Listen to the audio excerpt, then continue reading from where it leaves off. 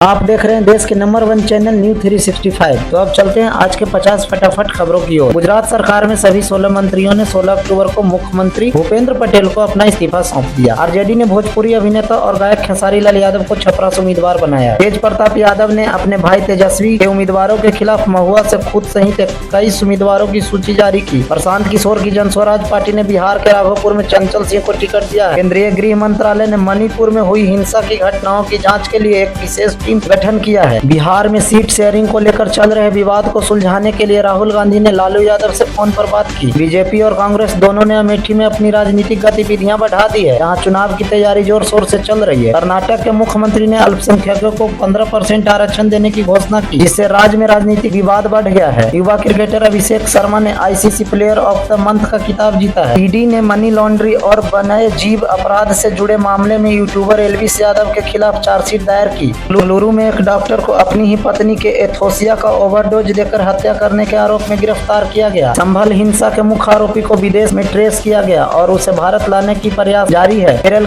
के कई इलाकों में निपाह वायरस के मामले सामने आए हैं, जिसके बाद स्वास्थ्य विभाग सतर्क हो गया है। पश्चिम बंगाल की मुख्यमंत्री ममता बनर्जी ने सिलीगुड़ी में महाकाल मंदिर बनाने की घोषणा की है। ओला इलेक्ट्रिक ने बैटरी एनर्जी स्टोरेज सिस्टम के क्षेत्र में कदम रखा है। अयोध्या में बन रहे राम मंदिर का उद्घाटन का तेजी से चल रहा है। कैटरीना कैफ और विक्की कौशल अपनी आगामी फिल्म की शूटिंग के दौरान साथ नजर। सुशांत सिंह राजपूत की जयंती के मौके पर बॉलीवुड में नेपोटिज्म पर फिर से बहस छिड़ गई। रणवीर सिंह अपने नए फिल्म के लिए नए लुक में दिखाई दिए। जोधपुर के उम्मेद भवन पैलेस की 22,400 करोड़ की कीमत वाला इतिहास चर्चा में। सरकार ने विश्वविद्यालयों में 3 नई डॉक्टर अम्बेडकर चेयर स्थापित करने के लिए एमओयू पर हस्ताक्षर किए। भारत के खाद्य नियम ने ओआरएस खाद्य को सभी खाद्य और पेय उत्पादकों से हटाने का निर्देश। यमन में मौत की सजा पाए भारतीय नर्स निमिषा प्रिया की फांसी पर रोक लगाने के मामले में सुप्रीम कोर्ट में सुनवाई हुई। गुजरात और महाराष्ट्र में सूखे के कारण जल संकट की स्थिति बनी हुई है। दिल्ली में वायु प्रदूषण का स्तर चिंताजनक रूप से बढ़ रहा है। इन्फोसिस ने दूसरी तिमाही में 13% मुनाफा दर्ज किया और शेयर धारकों के लिए बड़ी डिविडेंड देने की घोषणा की। विप्रो ने भी दूसरी तिमाही में 1.7% की राजस्व वृद्धि के साथ अच्छा मुनाफा दर्ज किया। दिवाली से पहले सोने की खरीदारी में तेजी आई है, जिसमें निवेशक आभूषणों के बजाय सिक्कों को प्राथमिकता दे रहे हैं। विदेश मंत्रालय ने अमेरिका के आरोप पर खंडन करते हुए कहा है कि भारत अपनी ऊर्जा के जरूरतों के हिसाब से ही तेल खरीदता है। टाटा मोटर्स ने अपनी नई इलेक्ट्रिक कार लॉन्च करने की घोषणा की। ग्लोबल मार्केट में मंदी की आशंका के कारण भारतीय शेयर बाजार में उतार चढ़ाव देखा गया। एप्पल ने भारतीय बाजार में आईफोन की बिक्री में गिरावट दर्ज की। दिवाली से पहले फ्लिपकार्ट और अमेजन जैसी ई कॉमर्स कंपनियां ने सेल की तैयारी शुरू कर दी है। भारत में डिजिटल लेन देन में तेजी से वृद्धि हो रही है। भारतीय स्टार्टअप में फंडिंग की कमी देखी जा रही है। रूस और यूक्रेन के बीच युद्ध जारी है। डोनाल्ड ट्रंप और व्लादिमीर पुतिन जल्द ही बातचीत कर सकते हैं। अमेरिकी राष्ट्रपति चुनाव में उम्मीदवार की घोषणा हो रही है। इजराइल और फिलिस्तीन के बीच तनाव बढ़ रहा है। यूक्रेन के राष्ट्रपति जेलेंस्की जल्द ही व्हाइट हाउस का दौरा कर सकते हैं। चीन में रियल एस्टेट क्षेत्र में मंदी की खबरें आ रही है। नेपाल में भारी बारिश के कारण बाढ़ की स्थिति बनी हुई है। पाकिस्तान और अफगानिस्तान के बीच सीमा पर संघर्ष हुआ, जिसमें कई लोग मारे गए। ब्रिटेन में राजनीतिक अस्थिरता का माहौल है। जापान में एक और भूकंप आया है, हालांकि जान माल का नुकसान कम हुआ है। खबर है कि सेलेना गोमेज बेनी के साथ शादी के बाद भावुक हो गई। पिछले साल के दिवाली के फैशन को याद करते हुए इस साल के फैशन ट्रेंड्स पर चर्चा हो रही है। सिद्धार्थ मल्होत्रा और कियारा अडानी को एक बच्ची के साथ एयरपोर्ट पर देखा गया। दिमाग को तेज करने वाले टॉप 10 फूड्स के बारे में बताया गया है। मानसिक स्वास्थ्य के प्रति लापरवाही दिल की सेहत को भी नुकसान पहुंचा सकती है। महिला विश्व कप 2025 ऑस्ट्रेलिया ने बांग्लादेश को 10 विकेट से हराकर सेमीफाइनल में अपनी जगह पक्की कर ली। टी20 विश्व कप 2026 टूर्नामेंट में भाग लेने वाली सभी टी20 टीमें तय हो गई है, जिसमें एशिया में से सबसे ज्यादा 8 टीमें शामिल। शुभमन गिल को रोहित शर्मा की जगह ऑस्ट्रेलिया वनडे सीरीज के लिए टीम कप्तानी सौंपी गई है। अमित मिश्रा का मानना है कि कप्तानी से हटने के बाद रोहित शर्मा की बल्लेबाजी में सुधार होगा। रणजी ट्रॉफी